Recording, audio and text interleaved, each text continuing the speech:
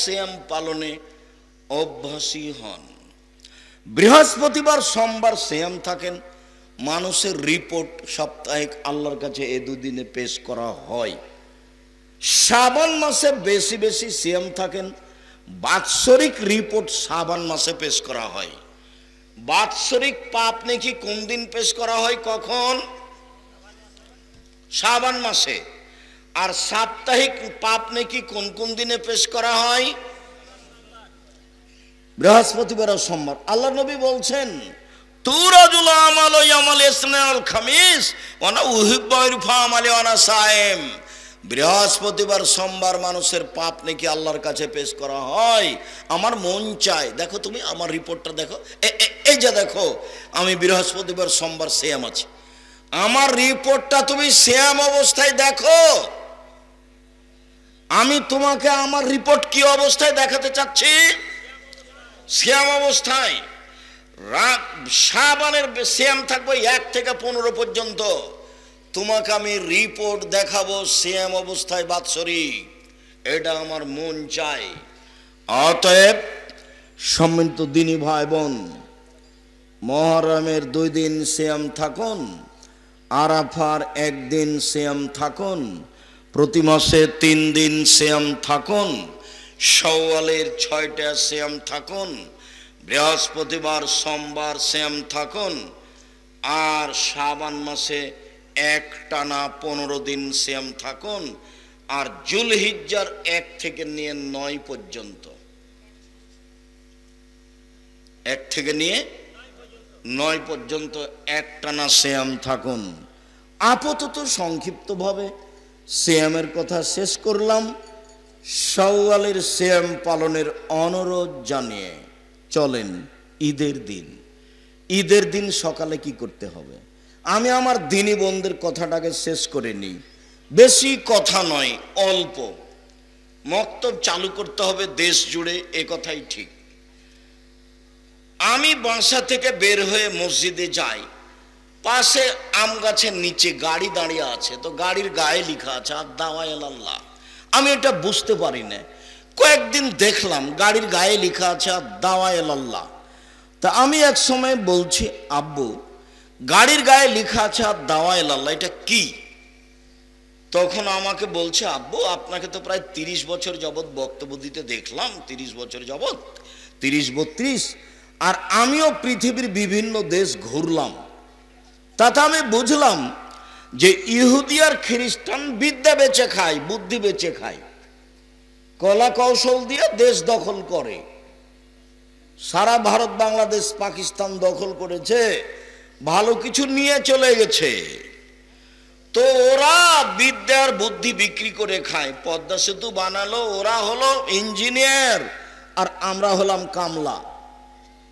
পদ্মা সেতু বানালো, ওরা হলো ইঞ্জিনিয়ার, আমরা হলাম কামলা। তো ওরা যে ইহুদি খ্রিস্টান বিদ্যার বুদ্ধি বেচে খায়, এইটা জানাবো কিভাবে? এইটা জানানোর জন্য চিন্তা ভাবনা করে সিদ্ধান্ত নিয়েছি, দেশ জুড়ে মক্তব চালু করব। মুসলমানের ছেলে মেয়েকে 100% আকীদা শিখাবো, কোরআন শিখাবো। আকীদা শিখাবো, কোরআন শিখাবো, ইনশাআল্লাহ সারা দেশ জুড়ে মক্তব চালু করব। এই সুবাদেই আমি বই লিখেছি, বই ছাপিয়েছি, সিলেবাস তৈরি করেছি, মক্তব চালু করেছি, মক্তবের ইমামের প্রশিক্ষণ চালু করেছি। আসবে ফ্রি, যাবে ফ্রি, খাবে ফ্রি, বই দেবো ফ্রি, এবং প্রশিক্ষণ নিবে। এই প্রশিক্ষণের মাধ্যমে দেশ জুড়ে মক্তব চালু করবে, আকীদা সংশোধন করবে, ইহুদি কারা খ্রিস্টান কারা, এবং কোরআন মাজিদ পড়তে শিখবে মুসলমানের ছেলে 100%, মিয়া ফিল মিয়া, 100 থেকে 100 শিখতে হবে। এই লক্ষ্যে দেশ জুড়ে মক্তব চালু করব। তার নাম দিয়েছি আদ-দাওয়া ইলাল্লাহ, মসজিদ ভিত্তিক শিক্ষা কার্যক্রম, মসজিদ ভিত্তিক দাওয়াতি কার্যক্রম। তাই গাড়ির গায়ে লেখা আছে আদ-দাওয়া ইলাল্লাহ। আমি বললাম, আব্বু তোমার পরিকল্পনা সুন্দর, আমরা তোমার এই পরিকল্পনা গ্রহণ করলাম, আল্লাহ তুমি কবুল করো, আল্লাহুম্মা। নিজের ছেলে মেয়ের জন্য যেমন দোয়া করেন, আব্দুল্লাহর জন্য তেমন দোয়া করবেন। ওদেরকে যেন আল্লাহ দিনের খিদমতের জন্য কবুল করেন, আল্লাহুম্মা আমিন। সম্মানিত দিনী ভাই বোন, ঈদের দিনের প্রথম কাজ কি? ছেলে খেয়াল করো এদিকে। ঈদের দিনের প্রথমে 4-5টা কাজ আছে। 1 নম্বর কাজ হলো ফিতরা বের করা। ঈদের দিনই ফিতরা বের করতে হতো, যা আমাদের এইসব মুরব্বী মানুষেরা আজও জানেন, যে আমরাও করেছি, আমার বাপ দাদাকেও দেখেছি ঈদের দিন সকালে ফিতরা বের করতে। ওইটা কিভাবে 15 চলে গেল, 15 রমজান চলে গেল, 27 রমজান আরো আগে চলে আসলো, আরো আগে হবে না, নিতান্তই 29 রমজান বা 30 রমজান, অন্যথায় ফজর সালাতের পরে ফিতরা বের করতে হবে। আব্দুল্লাহ ইবনে উমর বলেন ঈদের দিনের প্রথম কাজ, আব্দুল্লাহ ইবনে উমর বলেন ফারাজা রাসূলুল্লাহ সাল্লাল্লাহু আলাইহি সাল্লাম যাকাতাল ফিতরে সান মিন তামারিন ও সান মিন সাইরিন। আল্লাহর নবী ফিতরার যাকাত ফরজ করেছেন 1 সা খেজুর, 1 সা গম, আলাল আব্দুল হুররে, স্বাধীন পুরুষ নারীর উপর, ফকির মিসকিন সবার উপর, ভিক্ষুক ভিক্ষিকা সবার উপরে, আর স্বাধীন পুরুষ নারীর উপর, দাস দাসীর উপর, ছোট বড় সবার উপরে। ঈদের মাঠে যাওয়ার পূর্বে যার জন্ম হয়েছে তারও ফিতরা দিতে হবে। যদি ধরে নেওয়া হয় ফজরের আজানের আগে যার জন্ম হয়েছে তারও ফিতরা দিতে হবে, ঠিক আছে। যদি ধরে নেওয়া হয় যে সূর্য ডুবা পর্যন্ত, রমজান শেষ হওয়ার সূর্য ডুবা পর্যন্ত সন্তান জন্ম নিয়েছে, তার ফিতরা দিতে হবে, তো ঠিক আছে। আমরা মনে করি ফজরের আজান পর্যন্ত কোনো ছেলে মেয়ে রাতে জন্ম নিলে তার ফিতরা দিতে হবে, সবাইকেই ফিতরা দিতে হবে। ছোট বড়, শিশু, পুরুষ নারী, দাস দাসী, কাজের মেয়ে, ফকির মিসকিন সবাইকেই ফিতরা দিতে হবে, দিতেই হবে। চাঁপায় নবগঞ্জের ভাষা তো ওকে দিতে হবে, ওর বাপকে দিতে হবে, ফিতরা দিতেই হবে। ফকির হলে ফিরিয়ে দেওয়ার সময় তার চেয়ে বেশি দিয়ে দেওয়া হোক। ও আমারা বেহাম তুয়াদ্দা কাবলাল খুরুজ ইলা সালাহ কাবলা খুরুজিন নাস ইলাল মুসাল্লা। ফিতরা বের করতে হবে ঈদের মাঠে যাওয়ার পূর্বে। এই যে বুখারী মুসলিমের হাদিস, ফিতরা বের করতে হবে কখন? ঈদের মাঠে যাওয়ার পূর্বে। আগে যে নিয়ম ছিল সেটাই ঠিক ছিল।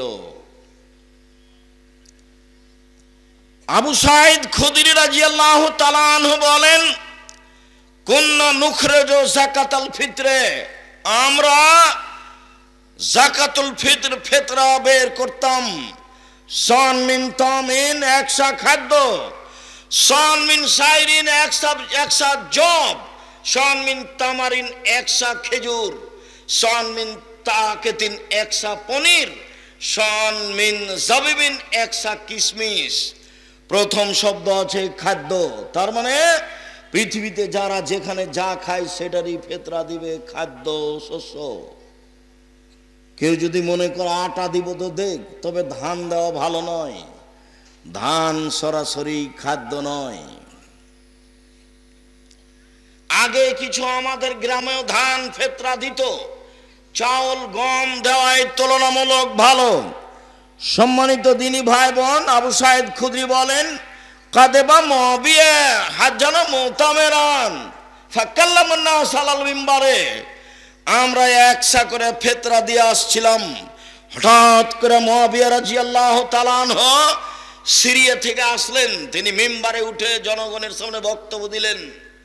ফাকাল্লামা ফিমা কালামান মান নাস, সেদিন তিনি মানুষের সামনে যা বলেছিলেন, মানুষের সামনে সেদিন বক্তব্যে তিনি বলেছেন ইন্নী আরা, আমি মুআবিয়া মনে করি, আন্না শাইন মিন সামারাই শাম তাদেলো শান মিন তামারিন, সিরিয়ার অর্ধশা গম মদিনার 1 সা খেজুরের সমান। জাতির উদ্দেশ্যে মুআবিয়া ভাষণ দিলেন, মুআবিয়া রাদিয়াল্লাহু তাআলা আনহু জাতির সামনে বললেন, জনগণ, আমি মনে করি সিরিয়ার অর্ধশা গম মদিনার 1 সা খেজুরের সমান। সিরিয়ার অর্ধশা গম মদিনার 1 সা খেজুরের সমান। এই কথা জনগণ গ্রহণ করলো। জনগণ অর্ধশা ফেতরা দিতে লাগলো। এই অর্ধশা গ্রহণ করলো ইরাকের মানুষ। ইরাকের মানুষ 1 সা সমান ধরলো 3.5 কেজি। আজও ইরাক থেকে একটা পরিমাপ পাত্র কিনে নিয়ে এসে চাউল মাপলে, গম মাপলে 3.5 কেজি, 3.25 কেজি ধরবে, এরকমই ঠিক। মদিনা থেকে একটা সা কিনে নিয়ে আসলে তাতে 2.5 কেজি ধরবে, বা 2 কেজি 400 গ্রাম ধরবে, বা একটু বেশিও ধরতে পারে, এ কথাই ঠিক। মদিনার সা অনুযায়ী 2.5 কেজি বা 2 কেজি 400 গ্রাম বা তার চেয়ে কিছু বেশি হতে পারে। আর সিরিয়ার সা অনুযায়ী 3.5 কেজি হতে পারে। তারা মূল্য হিসাবে অর্ধেক সা নিল, আর বাকি মানুষেরা তা গ্রহণ করলো না। আবু সাঈদ খুদরি বললেন, আম্মানা, আমি আবু সাঈদ খুদরি বলছি, কুন্না নুখরিজ ফালা নাজাল কুল্লা ফালাম নাজাল নুখরিজ সান মিন তামারিন আলা আহাদে রাসূলিল্লাহ সাল্লাল্লাহু আলাইহি সাল্লাম উখরিজহু মাইস্ত। রাসূলের যুগে 1 সা শস্য ফেতরা বের করতাম। যতদিন বেঁচে থাকবো 1 সাই ফেতরা বের করব, কম করব না। কারা রাজুলুন মিল কম। জনগণের একজন বলল, আবু সাঈদ খুদরি, আওয়া কামহানে মুদ্দানে মিন কামহিন, অর্ধশা গম দিলে হবে না? তখন আবু সাঈদ খুদরি বললেন, অর্ধশা গম দিলে কেন হবে? তিলকা কিমাত মুআবিয়া, এটা হলো মুআবিয়ার মূল্য হিসাব। এইটা হলো মুআবিয়ার মূল্য হিসাব। লাক বালোহা ওয়ালা মালোহা, মুআবিয়ার মূল্য হিসাব আমি কখনো গ্রহণ করব না, কখনো তা মানব না। মুআবিয়ার মূল্য হিসাব কখনো গ্রহণ করব না, কখনো তা মানব না। এই কথা আবু সাঈদ খুদরি রাদিয়াল্লাহু তাআলা আনহু বললেন। আমি বলছি, সম্মানিত দিনী ভাই বোন, 1 সা ফেতরা বের করতে হবে, এ কথাই ঠিক, মূল্য নয়। সারা দুনিয়ার মানুষ যদি মূল্য বের করে তবে তা ফেতরা হবে না। শস্য দিয়েই ফেতরা বের করতে হবে, এ কথাই ঠিক। যখন করোনা ধরেছিল তখন আমি বলেছিলাম, কাবা ঘর কেন, সারা পৃথিবীর মানুষ যদি 3 ফুট পর পর সলাতে দাঁড়াই তবু তা বৈধ হবে না। আর যদি কোনোদিন কিয়ামত পর্যন্ত কাবা ঘরে পায়ে পা মিলিয়ে না দাঁড়ায় তবুও তা বৈধ নয়। সেদিন বক্তব্যে বলেছিলাম, 3 ফুট পর পর দাঁড়ানো বৈধ করতে হলে মুহাম্মদ সাল্লাল্লাহু আলাইহি সাল্লামকে আবার পৃথিবীতে আসতে হবে। যেহেতু মুহাম্মদ সাল্লাল্লাহু আলাইহি সাল্লাম আর কোনোদিন পৃথিবীতে আসবেন না, কাজে 3 ফুট পর পর দাঁড়ানো বৈধ হবে না। মাস্ক পরে করোনা আমি ঠেকাতে চাইনি। আমি বিশ্বাস করি ভাগ্যকে। আল্লাহর নবী বলছেন, মানুষ সৃষ্টির 50,000 বছর পূর্বে কাতাবা হায়াতাহা ও মাউতাহা ও রিজকাহা ও মাসায়েবাহা, তার পৃথিবী সৃষ্টির 50,000 পূর্বে মানুষের জীবন, মানুষের মরণ, মানুষের রুজি, মানুষের রোগ ব্যাধি, করোনা সেদিন লেখা হয়ে গেছে। সেই দিন যদি করোনা লেখা থাকে, আজ যদি পাথরের ভিতরে ঢুকে থাকে তবু তাকে করোনা ধরবেই ধরবে। সেই দিন যদি করোনা না লেখা হয়ে থাকে, আজ যদি করোনা যার হয়েছে তার গায়ের উপরে শরীর লাগিয়ে বসে থাকে তবুও করোনা ধরবে না। আমি আব্দুর রাজ্জাক এটাকে বিশ্বাস করি, এভাবেই আছি, এভাবেই থাকবো। অল্প দিন বাঁচতে এসে তাকদীর পরিবর্তন করতে আমি রাজি নই। সম্মানিত দিনী ভাই বোন, বিষয়টি তখন শক্তভাবে বলেছিলাম। যারা হুঙ্কার দিয়ে বলেছিল তারা চুপসি লেগে গেছে, মুখ খোলে না। করোনা আমাকে হতে পারে না। আমি সেদিন বলেছিলাম, যার করোনা হয়েছে তার প্লেটে একসাথে আমি খেতে রাজি। করোনায় কেউ মারা গেলে আমি তাকে গোসল জানাজা দিব, এতে যদি আমাকে করোনা ধরে আমি বলবো না ওর কারণে ধরেছে, আমি বলবো পৃথিবী সৃষ্টির 50,000 বছর পূর্বে আমার নামে করোনা লেখা হয়েছিল, সেই জন্য আজকে ধরেছে, এর কারণে ধরেনি।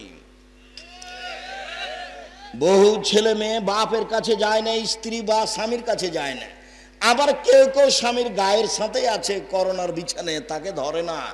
করোনার লোকটা খাওয়া দাওয়ার পরে যেটুকু বেঁচেছে ওইটুকু নিচে ফেলে দিয়েছে, ওইটুকু ফকিরে খাচ্ছে, ওকে করোনা ধরে না। আর আমি যখন করোনা রোগীকে দেখতে গেলাম তখন ওই লোকের ছেলে মেয়েরা বলছে, ওস্তাজি হুজুর আপনি আসেন না, হুজুর আপনি আসেন না, হুজুর আপনি আসেন না, হুজুর আপনি আসেন না, এইভাবে চিল্লাচিল্লি শুরু করে তার ছেলে মেয়ে। বলছে বলো কি তুমি, আমার অন্তরে ধাক্কা খায় না, তোমার বাপের গায়ে হাত দিয়ে আমি ঘন্টা যাবত বসে থাকবো, আমার অন্তরে ধাক্কা খেলে আমার ঈমান দুর্বল, এ কথাই ঠিক। আমার অন্তরে ধাক্কা খাবে না, এ কথাই ঠিক। আমি বলবো না তোমার বাপের কারণে আমার করোনা হয়েছে, আমার করোনা আগেই লেখা ছিল, সেই জন্য হয়েছে। সম্মানিত দিনী ভাই বোন, একসাই চূড়ান্ত।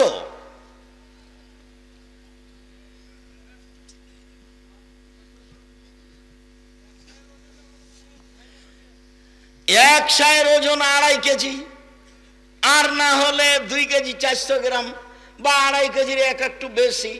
এইখানে কি বলা আছে? 2.5 কেজি বলেছো তোমরা? ঠিক আছে, 2.5 কেজি, 2.5 কেজি এইটাই ঠিক আছে।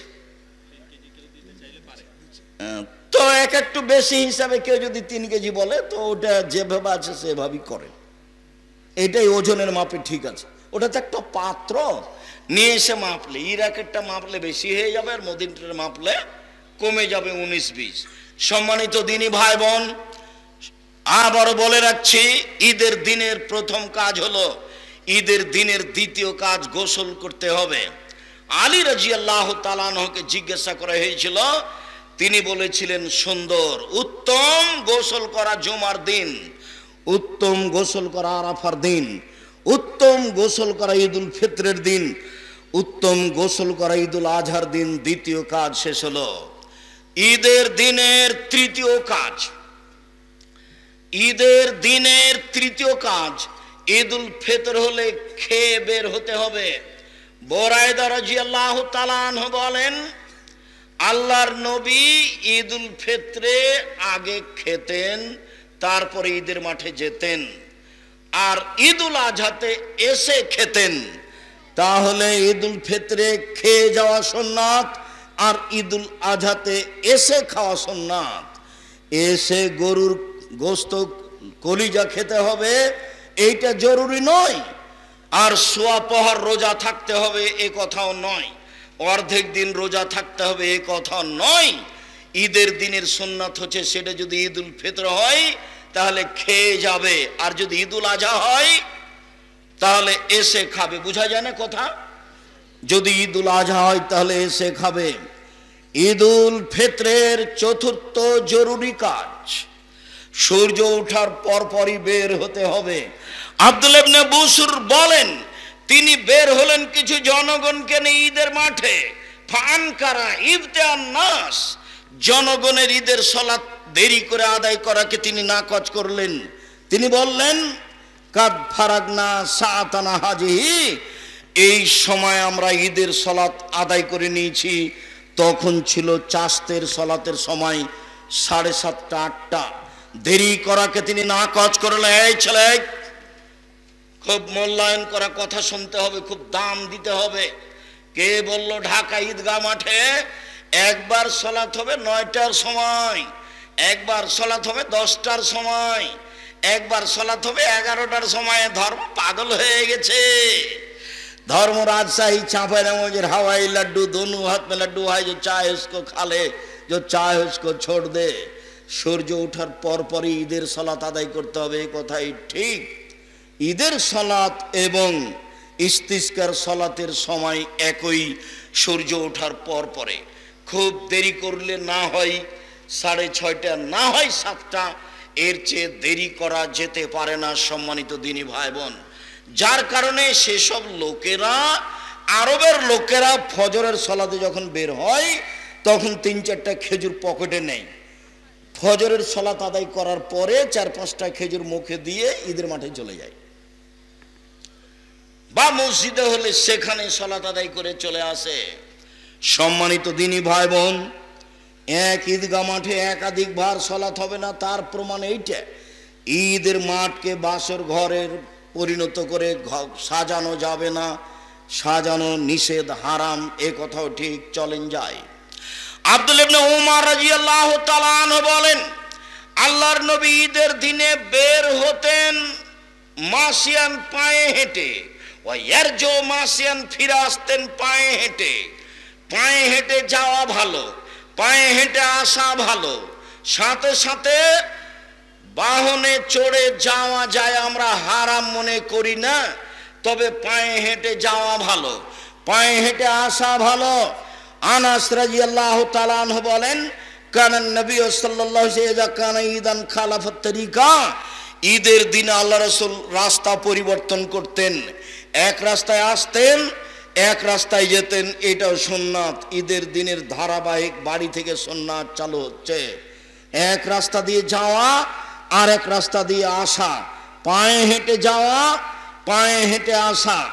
এরপরে বলা হচ্ছে তুহমাল আনাজাতু বাইনা ইয়াদাই নবী সাল্লাল্লাহু আলাইহি ওয়াসাল্লাম ফালাম্মা বালাগাল মুসাল্লা, রাসূলের সামনে দিয়ে একটা ওই সূত্রা, যেটা সালাত শুরু করলে তার আগে খাড়ো করা হয়, সূত্রা নিয়ে যাওয়া হতো। ফায়জা বালগাল মুসাল্লা, ঈদের মাঠে চলে গেলে ফা নসিবাত বাইনা ইয়াদাইহি, এই সূত্রাটা গেড়ে দেওয়া হতো। এইটাকে সামনে রেখে তিনি সালাত আদায় করতেন। ওয়াযালিকা ইসাল্লি ফাদান লাইসা ফি ইসান ইস্তাতারবিহি, এই জন্য যে ঈদের মাঠ ফাঁকা থাকতো, কোনো কিছু ঈদের মাঠে থাকতো না যেটা সামনে করে সালাত আদায় করা যাবে। শুনুন, ঈদের মাঠে মেহরাব তৈরি করা নাজায়েজ, ঈদের মাঠে মিম্বার তৈরি করা নাজায়েজ, ঈদের মাঠকে সাজানো হারাম, ঈদের মাঠকে বাসর ঘরে পরিণত করা হারাম, বাঁশ খাটা দিয়ে সাজানো জায়েজ নয়, একেবারেই ফাঁকা থাকবে। নিতান্তই দখলের উদ্দেশ্যে চতুর্দিক প্রাচীর দিয়ে ঘেরতে পারে, দখল হিসাবে, এছাড়া প্রাচীর দেওয়াও ভালো নয়। আল্লাহর নবী মসজিদে নববীর উপর দিয়ে হেঁটে এসে তিনি মাঠে ঈদের সালাত আদায় করতেন। আপনারা খুব ভালোভাবে জানেন, মসজিদ নববীতে 2 রাকাত সালাত আদায় করলে অন্য মসজিদে 2 রাকাত সালাত আদায় করলে তার চেয়ে 1000 গুণ বেশি নেকি হবে। এরপরেও পৃথিবীর সবচেয়ে দামি মানুষ দামি মসজিদের উপরে পা দিয়ে, পায়ে পাড়া দিয়ে হেঁটে চলে গেলেন ফাঁকা জায়গায়, তার মানে ঈদের সালাত ফাঁকা জায়গায় আদায় করতে হবে। এরপরে বাড়ি থেকে বের হওয়ার সময়তে তাকবীর শুরু করতে হবে। ইবনু শিহাব জোহরি বলেন, কানান নাসু কাব্বিরুনা ফিল ঈদে হিনামা ইখরিজুনা মিন মানাজিলিহিম, জনগণ তাকবীর শুরু করত যখন বাড়ি থেকে বের হতো, তখন তবে ঈদুল ফিতরে বাড়ি থেকে বের হওয়ার সময় বলতো আল্লাহু আকবার, আল্লাহু আকবার, লা ইলাহা ইল্লাল্লাহ, আল্লাহু আকবার, আল্লাহু আকবার, ওয়ালিল্লাহিল হামদ, আল্লাহু আকবার কাবীরা, আলহামদুলিল্লাহ কাসীরা, সুবহানাল্লাহ বুকরাতাও ওয়া আসীলা। এই দোয়া আমি কোনোদিন প্রমাণ করতে পারিনি। অতএব এমনি আল্লাহু আকবার বলতে পারেন, সুবহানাল্লাহ বলতে পারেন, লা ইলাহা ইল্লাল্লাহ বলতে পারেন, আর এটাই খাস তাকবীর, আল্লাহু আকবার, আল্লাহু আকবার, লা ইলাহা ইল্লাল্লাহ, আল্লাহু আকবার, আল্লাহু আকবার, ওয়ালিল্লাহিল হামদ। ইমাম সাহেব যখন বের হবে তখন তাকবীর বন্ধ হয়ে যাবে, নিতান্তই সেই দিন বলতে পারেন। তবে ঈদুল ফিতর যদি হয়, আব্দুল্লাহ ইবনে উমর ও আবু হুরায়রা রাদিয়াল্লাহু তাআলা আখরাজানা ইলা সুক, ঈদুল আজহাতে আব্দুল্লাহ ইবনে উমর এবং আবু হুরায়রা রাদিয়াল্লাহু তাআলা বাজারের দিকে বের হতেন আর তাকবীর পাঠ করতেন প্রথম জুলহিজ্জা থেকে নিয়ে 13 তারিখ পর্যন্ত। জুলহিজ্জা মাসে 1 থেকে নিয়ে 13 দিন পর্যন্ত একটানা তাকবীর চলবে। আল্লাহু আকবার, আল্লাহু আকবার, লা ইলাহা ইল্লাল্লাহ, আল্লাহু আকবার, আল্লাহু আকবার, ওয়ালিল্লাহিল হামদ। ওইদিকে পুরুষ নারী হজ করতে গেছে, এহরাম বাঁধার পরে শুরু করেছে লব্বাইক আল্লাহুম্মা লব্বাইক লব্বাইক লা শারীকা লাক লব্বাইক ইন্নাল হামদা ওয়া নি'মাতা লাক ওয়াল মুলক লা শারীকা লাক। তোমার দরবারে উপস্থিত, আমি তোমার দরবারে উপস্থিত, প্রশংসা তোমার, অনুগ্রহ তোমার, রাজত্ব তোমার, প্রশংসা তোমার, অনুগ্রহ তোমার, রাজত্ব তোমার, কোনো শরীক নাই তোমার। এইভাবে একবারে যে যেমন পারে চিৎকার করে বলবে, তাকবীর জোরে বলবে, আল্লাহু আকবার আল্লাহু আকবার লা ইলাহা ইল্লাল্লাহ আল্লাহু আকবার আল্লাহু আকবার ওয়া লিল্লাহিল হামদ। পুরুষেরা ঈদের মাঠে যাবে, মহিলারাও যাবে। ভালো মহিলা তো যাবে যাবে, যারা হায়েজ হয়েছে তাকে ঈদের মাঠে যেতে হবে, যেতেই হবে। উম্মে আতিয়া রাদিয়াল্লাহু তাআলা আনহা বলেন, উমিরনা নুখরিজাল হুইয়াযা জাওয়াতিল খুদুরে, আমাদের ঋতুবতীকে ঈদের মাঠে যেতে বলা হলো।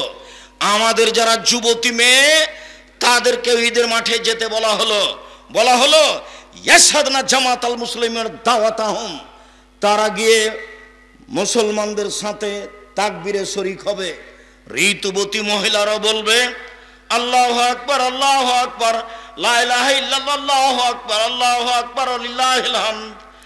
ঋতুবতী মহিলারাও ইহরাম বাঁধার পরে বলবে লব্বাইক আল্লাহুম্মা লব্বাইক লব্বাইক লা শারীকা লাক লব্বাইক ইন্নাল হামদা ওয়া নি'মাতা লাক ওয়াল মুলক লা শারীকা লাক।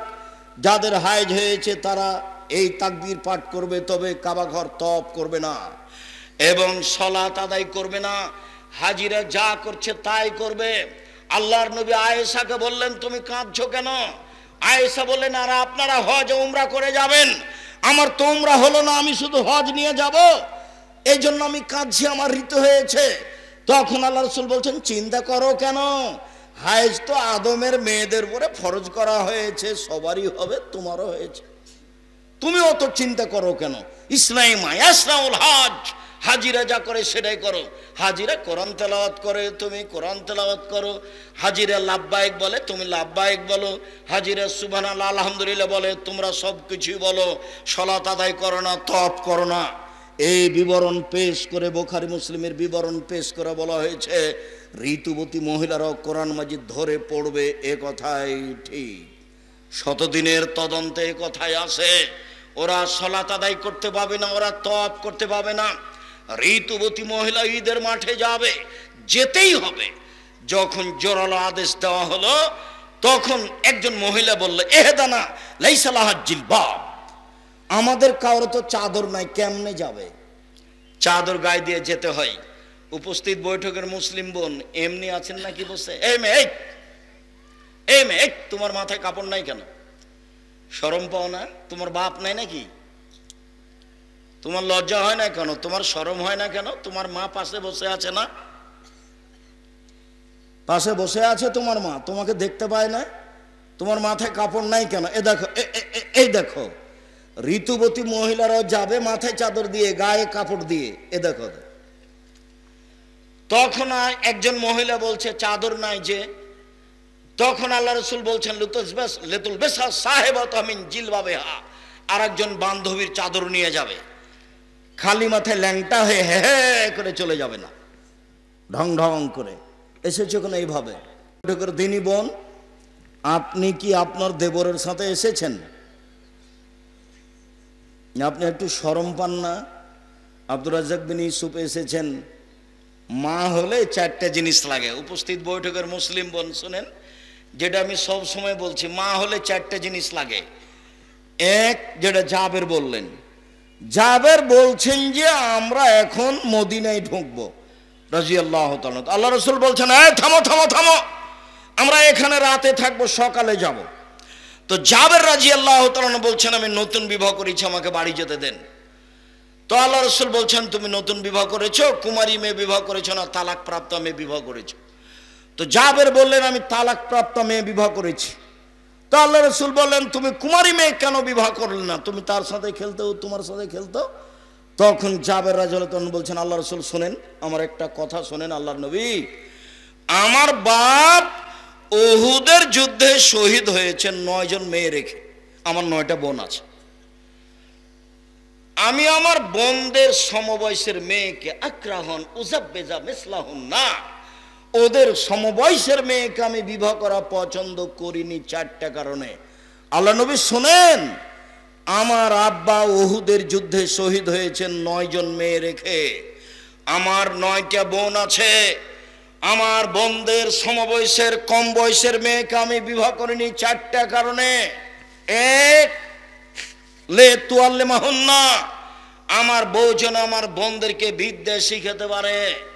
প্রথম বিদ্যা মাকেই শিখাতে হবে, এই জন্য পুরুষের সাথে সাথে মহিলা শাখাও খুলতে হবে, এ কথাই ঠিক। জামিয়া সালাফিয়া ডাঙ্গিপাড়া পবা রাজশাহীর মহিলা শাখার জন্য আলহামদুলিল্লাহ তানোর গোদাগাড়ির লোক জমি দিয়েছে 60 বিঘা। 33 শতকের বিঘায় কতখানি দিয়েছে? 60 বিঘা। তারা 100 বিঘার প্রজেক্টের প্রস্তাব দিয়েছে যে আমরা 100 বিঘে জমি এখানে করে দেব। মহিলা বিশ্ববিদ্যালয়ে মহিলাদের শিখাতেই হবে। রূপগঞ্জ নারায়ণগঞ্জে মহিলাদের শাখায় জমির পরিমাণ হলো 22 বিঘা। কতখানি? 22 বিঘা। ওই প্রতিষ্ঠান 51 বিঘা জমির উপরে। সম্মানিত দিনী ভাই বোন, মহিলা শাখা দিনাজপুরেও আছে, মহিলা শাখা বরিশালেও আছে, মহিলা শাখা চট্টগ্রামেও শুরু হবে ইনশাআল্লাহ। সময়ের গতিতে চট্টগ্রাম, ময়মনসিংহ, নোয়াখালী, ফেনী, যশোর, কুষ্টিয়া এসব ডিস্ট্রিক্টে জমি রেডি আছে। সময়ের গতিতে প্রতিষ্ঠান চালু হবে ইনশাআল্লাহ। সম্মানিত দিনী ভাই বোন, কলমডাঙ্গা এলাকাবাসী, আপনাদেরকে মহিলা শাখা সুন্দরভাবে গড়ে তোলার চেষ্টা করতে হবে। আলেম ওলামাদের বেশি বেতন দিয়ে ভালো আলেম নিয়ে আসার চেষ্টা করতে হবে। রাজশাহী জামিয়া সালাফে এক একজন শিক্ষকের বেতন 60-৭০ হাজার করে। খাওয়া থাকা ভিন্ন, ওর পিছনে খাদেম ভিন্ন। মদিনে থেকে যারা এসেছেন তাদের বেতন লাগে না, তবে খাদেম লাগে, খাওয়া লাগে, বাবুর্চি লাগে। বাবুর্চি ভিন্ন, খাদেম ভিন্ন, অনেক পয়সা খরচ আছে তাদের পিছনে। আলহামদুলিল্লাহ খুব ভালো অবস্থায় জামিয়া সালাফে দেশে চলছে। আমার মনে বড় সাধ, এই দেশের মাটিতে আমি উন্নত মানের প্রতিষ্ঠান গড়বই ইনশাআল্লাহ। যেখানে ছেলে মেয়ে বাংলা, ইংরেজি, আরবি উন্নত মানের শিক্ষা অর্জন করে জাতির অন্যায়ের বিরুদ্ধে লড়বে, মুখে কলমে মিডিয়ায় লড়বে ইনশাআল্লাহ। সেটাই জামিয়া সালাফিয়া রূপগঞ্জ, নারায়ণগঞ্জ, ঢাকা, সেটাই জামিয়া সালাফিয়া ডাঙ্গিপাড়া পবা রাজশাহী। এই দেশের সর্ববৃহৎ প্রতিষ্ঠান জামিয়া সালাফিয়া, শিক্ষার মানে সর্বোচ্চ প্রতিষ্ঠান জামিয়া সালাফিয়া, শিরক মুক্ত প্রতিষ্ঠান জামিয়া সালাফিয়া, বিদআত মুক্ত প্রতিষ্ঠান জামিয়া সালাফিয়া, দল মুক্ত প্রতিষ্ঠান জামিয়া সালাফিয়া, সংগঠন মুক্ত প্রতিষ্ঠান জামিয়া সালাফিয়া, হিংসা মুক্ত প্রতিষ্ঠান জামিয়া সালাফিয়া, দেশের অমূল্য সম্পদ জামিয়া সালাফিয়া। আমি এলাকাবাসীকে অনুরোধ জানাচ্ছি, আপনারাও কলমডাঙ্গা মাদ্রাসা পুরুষ ও মহিলা শাখাকে একটা ভালো মানের তৈরি করার জন্য জীবন বাজি রেখে লড়ে যান। ফলাফল আল্লাহ দিবেন ইনশাআল্লাহ। 2013 সালের 24 আগস্ট মঙ্গলবার আমি বলেছিলাম আমার হাতে টাকা নাই, এ কথা সত্য। প্রতিষ্ঠান গড়বে, এ কথা সত্য। ইনশাআল্লাহ গড়বে। টাকার হিসাব পরে, সিদ্ধান্ত আগে। ভালো মানে ছেলেদের প্রতিষ্ঠান গড়তে হবে, ভালো মানে মেয়েদের প্রতিষ্ঠান গড়তে হবে। জীবন বাজি রেখে চেষ্টা করেন, আল্লাহর কাছে প্রার্থনা করেন, কাজে সফল হবই ইনশাআল্লাহ। সম্মানিত দিনী ভাই বোন, তিনি বললেন আমার সমবয়সের মেয়েকে আমি বিবাহ করিনি আমার বোনদের সমবয়সের 4টা কারণে। এক, আমার স্ত্রী আমার বোনদেরকে শিখিয়ে দিবে, মেয়েদের শিখিয়ে দিতে হবে, মাকে শিখিয়ে দিতে হবে।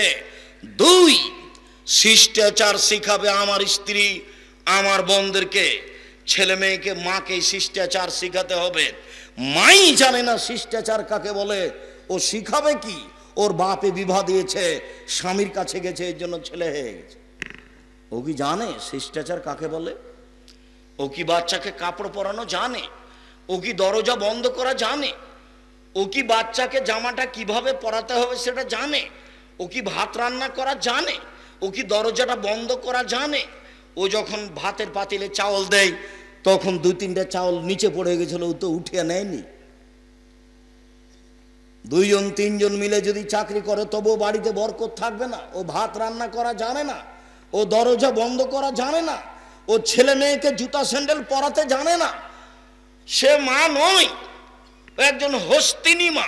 ও হচ্ছে কি মা? ও যেটা হস্তিনী মা। আমি বলি না তাকে রাখতে হবে, তবে আমি তাকে তালাক দেওয়ার জন্য আদেশ করিনি, পরামর্শ দিই।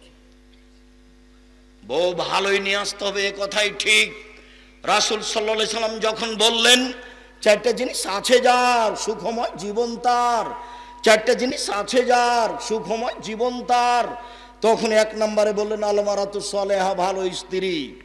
2 নম্বরে বললেন আল জারু সালেহ, ভালো প্রতিবেশী। 3 নম্বরে বললেন আল মারকাবুল হানি, একটা ভালো গাড়ি। 4 নম্বরে বললেন আল বাইতুল ওয়াসি, থাকার ঘরটা প্রশস্ত। আবার বললেন আর দুনিয়া কুল্লুহা মাতা খায়রু মাতাই দুনিয়াল মারাতু সালেহা, সারা পৃথিবী সম্পদ, সবচেয়ে দামি সম্পদ হচ্ছে ভালো মহিলা। ভালো মহিলাই পৃথিবীতে সবচেয়ে দামি সম্পদ। সম্মানিত দিনী ভাই বোন, আল্লাহর নবী বললেন শোনো, 4টে জিনিস সবচেয়ে দামি, 3টে জিনিস সবচেয়ে দামি। 1, ওই জিবা, যে জিবা সুবহানাল্লাহ আলহামদুলিল্লাহ বলতে পারে। 2, ওই অন্তর যে অল্পতে তুষ্ট হয়। 3, ওই স্ত্রী যে স্বামীকে দিনের উপরে সহযোগিতা করতে পারে, ভালো স্ত্রী। ভালো স্ত্রী হচ্ছে সবচেয়ে দামি সম্পদ, যা রাসূল সাল্লাল্লাহু আলাইহি ওয়াসাল্লাম বললেন। আল্লাহ নবী বললেন খায়রুন নিসায়ে, মহিলাদের মধ্যে সবচেয়ে ভালো মহিলা হচ্ছে ওই স্বামী আদেশ করলে পালন করে, স্বামীর সাথে কথা বললে হাসি মুখে বলে, স্বামী বাড়িতে না থাকলে নিজেকে হেফাজতে রাখে, কারোর সাথে মোবাইলে কথা বলে না, দেবর ভাসুরের সাথে গল্পে জড়িয়ে পড়ে না। এ হলো সবচেয়ে ভালো নারী। আল্লাহর নবী বললেন সবচেয়ে ভালো মহিলা যে স্বামীর সাথে কথা বললে হাসি মুখে বলে, স্বামী আদেশ করলে পালন করে। দিন রাত খালি ঝগড়া। আব্দুর রাজ্জাক সাহেব, আপনি না হয় বলছেন আমার স্বামীর মুখখানি এতই খারাপ, এতই খারাপ, চাঁপাইনবাবগঞ্জের ভাষার মুখখানি একবারে মনে হচ্ছে একবারে ঘিনঘিনা মুখ। এভাবে গালি দেয় যার আমি সহ্যই করতে পারি না। তাই আমাকে যখন বলে 1 গ্লাস পানি দে, তো তখন 1 গ্লাস পানি নিজে এইভাবে রেখে দিই ঠেকুস করে, দিয়ে আমি উল্টা ঘুরে দাঁড়াই, ওকে আমি সহ্যই করি না। আপনি মেনে নেন, তিতা লাগুক আর মিঠা লাগুক, নইলে সংসার বাদ দেন। এইভাবে ঝুলন্ত থাকা হবে না। আর আপনাকে আমি দিন রাত বলে আসছি, স্ত্রীকে গালি দিতে হয় না, কটু কথা বলতে হয় না, মারতে হয় না, মন্দ কথা বলতে হয় না। স্বামী হলে 5টা জিনিস লাগে। 1, ভালো মানের পড়তে দিতে হয়। 2, ভালো মানের খেতে দিতে হয়। 3, কটু কথা বলতে হয় না। 4, মুখের উপরে মারতে হয় না। 5, এখানে সেখানে শ্বশুর বাড়ি খালার বাড়ি যেতে দিতে হয় না। বাড়িতেই থাকবে, জরুরি প্রয়োজন ছাড়া বাড়ি ত্যাগ করবে না। খুব জরুরি প্রয়োজন ছাড়া বাড়ি ত্যাগ করবে না। ওই হলো স্বামী। স্বামী হলে 5টা জিনিস লাগে।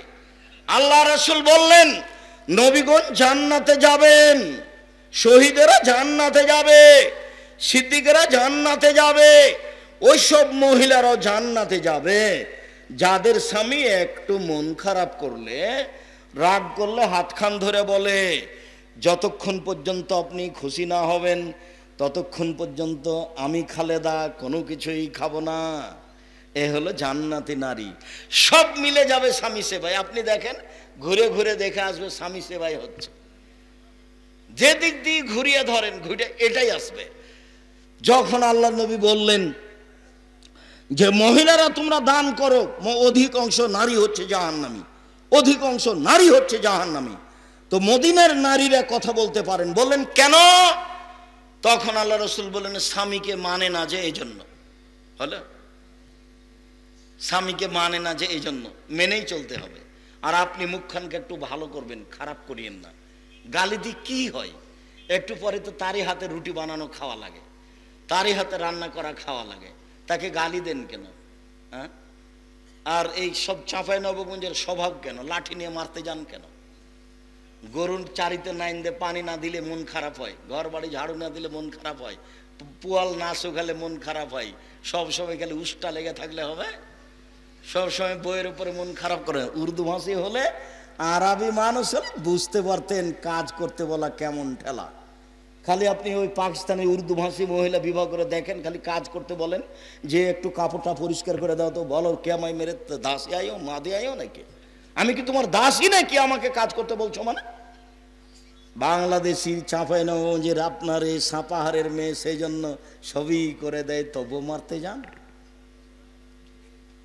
ভাত রান্না করে দেয়, বাড়ি পরিষ্কার করে দেয়, গোয়াল পরিষ্কার করে দেয়, নোন্দা ঘোঁটা বানিয়ে দেয়, তবু মারতে যান। পুয়াল শুকিয়ে দেয়, সব কিছু করে দেয়, তবু মারতে যান কেন? শরম হয় না কেন? হায়া হয় না কেন? খবরদার কখনো মারবেন না। চলেন এবার মাঠে চলে যাই। ঈদের সলাত। ঈদের সলাত এর পূর্বে কোনো কিছু হবে না, কোনো বক্তব্য হবে না, কোনো তাকবীর বলতে বলা হবে না, কোনো কিছু হবে না। ঈদের মাঠে প্রথম হবে সলাত। ঈদের মাঠে প্রথম কি হবে? সলাত। এরপরে ইমাম দাঁড়িয়ে বক্তব্য দিবেন। খুতবা একটাই হবে, দুইটা নয়। খুতবা একটাই হবে, দুইটা নয়। মোটামুটি ঈদের সলাত শেষ করলাম। শেষে সবাই মিলে হাত তুলে দোয়া হবে না। হাত তুলে দোয়া করা ব্যক্তিগত ব্যাপার।